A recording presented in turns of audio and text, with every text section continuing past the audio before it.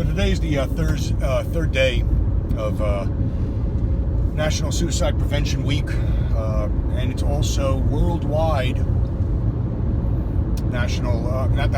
Worldwide Suicide Prevention Day. Today's the 10th, and the first day I talked about suicidal thoughts, and then yesterday I talked about the taking of an action. Suicidal as action. And today I wanted to discuss a bit more of a nuance with that, which I would say is a more selfish type of suicide. And what I mean by that is, there's variations of it, but it's almost the idea of anywhere from, and now I don't have wife, kids, so it's all gradient levels. So if I passed on, from what I understand, there's no, from many parents who share with me, the worst thing is, the loss of a child, and I can't even imagine the loss of a child if it was by way of their own self-inflicted manner. But just selfish in the sense of how big does the ripple occur for your actions, which is basically like, who are you leaving behind? Are you leaving behind children? Are you orphaning children? Are you widowing your spouse? What family are you leaving behind who might be dependent on you? So I think where it comes dependent on things, maybe on a personal level, there's that kind of suicide, which I would say is a whole lot different than somebody who has there's nobody depending on them, nobody relying on them. And yeah, friends will be sad and things happen, but I think there's maybe a different type of selfishness that occurs with them. Suicide in general, I would say, is a selfish thing. And I'm not rating it on a morality or, it's bad to be selfish or it's good to be selfish. I'm just saying it's something that a person takes on their own act. What I mean also by selfish is, then there's murder-suicide, which would be the other extreme. You're just basically, you're killing other people, whether it's your family, your disgruntled wife, kids, all those horrible stories, and then you off yourself. That's even brutally more selfish, because now you're messing with other people. And I'm not trying to sound insensitive, because clearly those people, maybe could have handled situations differently or better.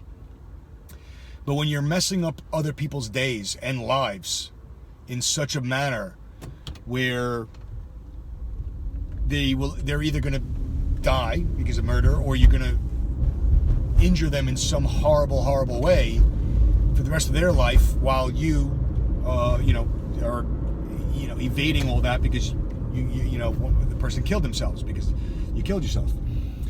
You don't need to do that. Just go be quiet. Just. I'm not encouraging you one way or another, but don't be ultra selfish about it and ruin everybody else's day, let alone everybody else's life, or somewhere in between.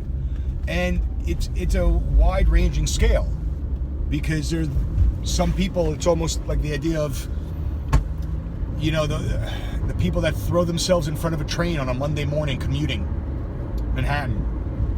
Throw yourself in front of a train. So now that ripple occurs. So let's say you got your family that you left behind, fine, you got those. But now everybody's morning commute now has to deal with you and what you did.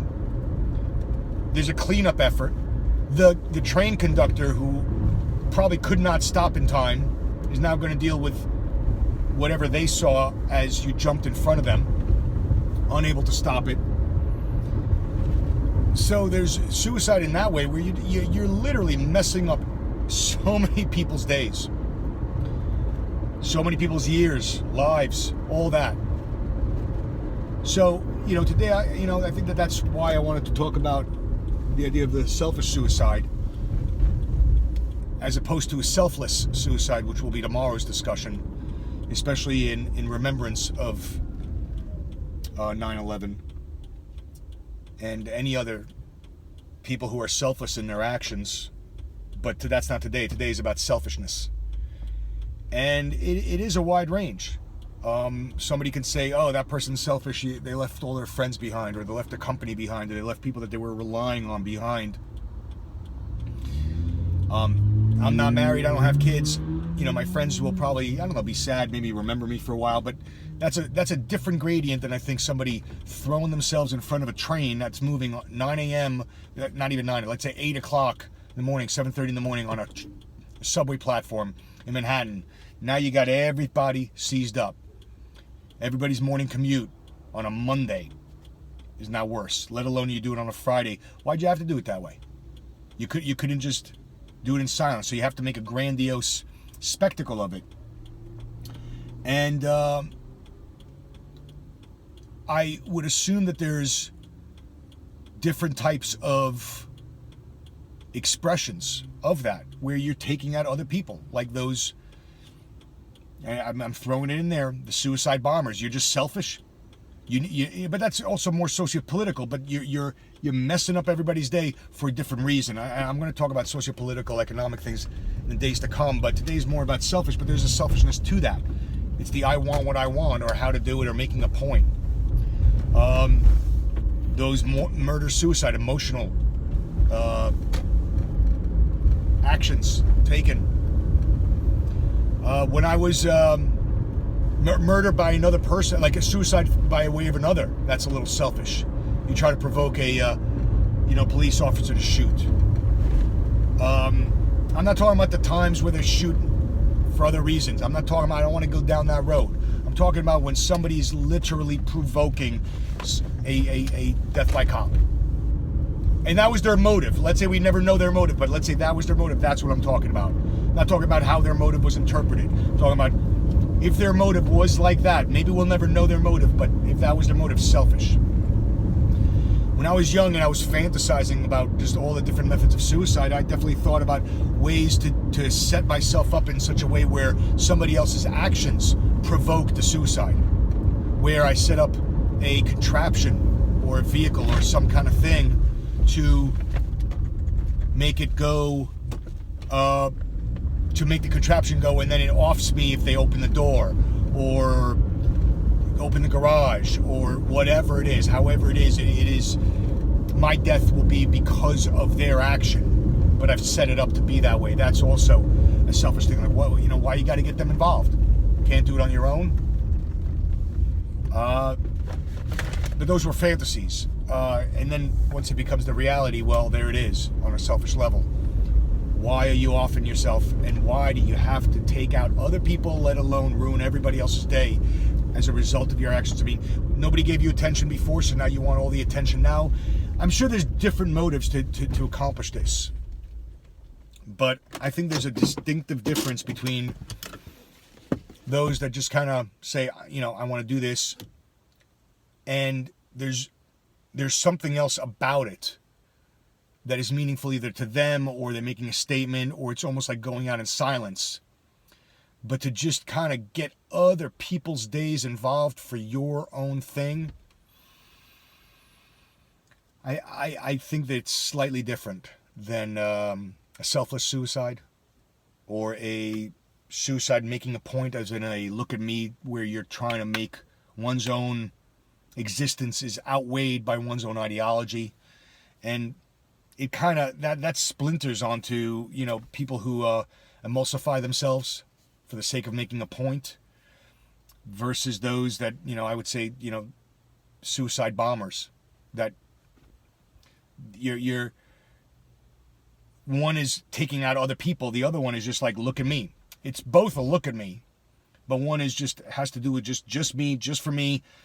This is my statement. This is what I'm doing. It's just about me. I'm not destroying anybody but me. And the other people are just like, let me take out as many people as I can and screw up everybody else's day because of my own issues, my own beliefs, my own systems, my own ideologies, pathologies, however you want to diagnose them.